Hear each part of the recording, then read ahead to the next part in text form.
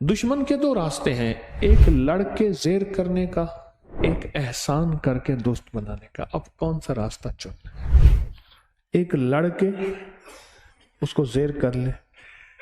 मैं फिर कहूँगा, जो हिफाजत वाले अमाल हैं, जितने अमाल हैं, क्यों जिन्नात में शरीर भी हैं, शरीफ भी हैं, शरीर भी हैं, ऐसे भी हैं जिनका किसी चीज़ से ताल्लुक़ नहीं। मैं अपने हजरत के साथ जा रहा था, एक कब्रिस्तान से हम गुजरे तो हजरत ने फरमाया, मेरी उंगली में देखो। ऐसे उंगलियां ना जैसे विक्ट्री का निशान बनाते हैं, ऐसे करके ऐसे देखो। तो मैंने ऐसे देखा तो जिन्नात ही जिन्नात हैं कब्रिस्तान में। दो जिन बच्चे थे, वो कहते ना, इंसान का बच्चा, बकरी का बच्चा, बंदर का बच्चा चुप करके बैठा है तो समझ लें क्या है, बीमार है। एक दफा कश्मीर के सफर में थे, हमारे साथ बच्चा था, बुखार की वजह से बंदर बना हुआ था, वो चुप करके बैठा हुआ था। बुखार हो गया उसको, चुप करके बैठा हुआ था, शरारती था बहुत ज्यादा, उधर छेड़, उसको छेड़, उसको छेड़। तो उन्होंने कहा, इन बाबे को छेड़े, आओ छेड़े। और दूर एक बाबा बैठा हुआ था, पुराना हंडे आया जिन।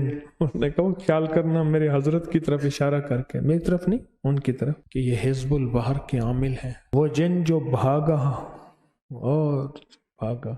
दोनों बच्चे। मेरी गुजारिश ये है, एहसान करें, हिफाजत वाले अमाल भी नहीं छोड़ने। हुक्म है, हुक्म मानने में खैर है। एक ये अमल भी है कि उन पे एहसान करें, को हदिया भेजें रोज। यहीं से आज के बाद अपने घर के जिन्नात को हदिया भेजना शुरू कर दें। और जो मेरे अंदर का जिन है, फरमाया अल्लाह ने अपने हबीब कमली वाले के जिन को मुसलमान कर दिया। हदीस में आता है, मफहूम।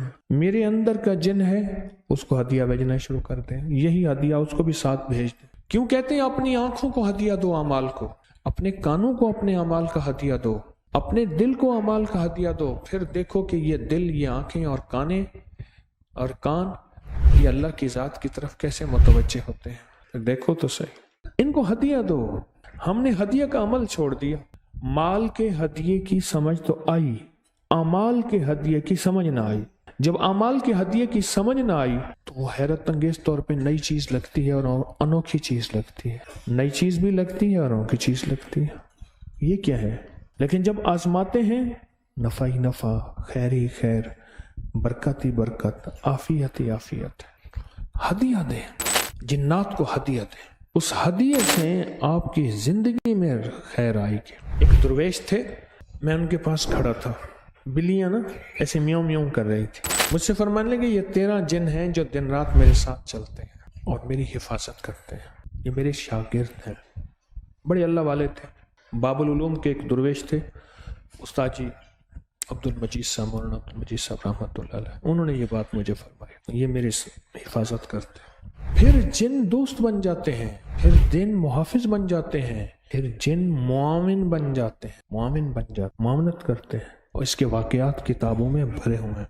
ताउन की वबा फैली हुई थी और बहुत सख्त वबा थी, और वबा भी ऐसी थी कि जिसने जो है सारे इलाके के इलाके ख़त्म किए। कब्र खोदने वाले भी, गुस्ल देने वाले भी, कफन सीने वाले भी, अब सब लपेट में आ गए। और वो बस्तियों की बस्तियों में ऐसे फैलती जा रही। तो एक बस्ती में अभी ताउन नहीं आया था, उससे पिछली बस्ती में था, खतरा था कि यहाँ भी आएगा। तो वहाँ के एक साहब ने बहुत बड़ी खैरात की, लंगर लोगों के लिए। तो या अल्लाह इस बला को टाल दे। तो कुछ लोग आए, बहुत लोग खाने पीने के लिए आए। 2 बंदे ऐसे थे जो तकाजा कर रहे थे, हमें जल्दी दें, हम बस जल्दी खाएंगे और जाएंगे। कहने लगे, आप ठहर जाएं, अभी दस्तरखान बिछने वाला है, तो इंशाल्लाह आप खाएंगे, सारे खाएं। कह रहे नहीं, हम ठीक है, मेरा जा रहे हैं, हम फिर जा रहे हैं।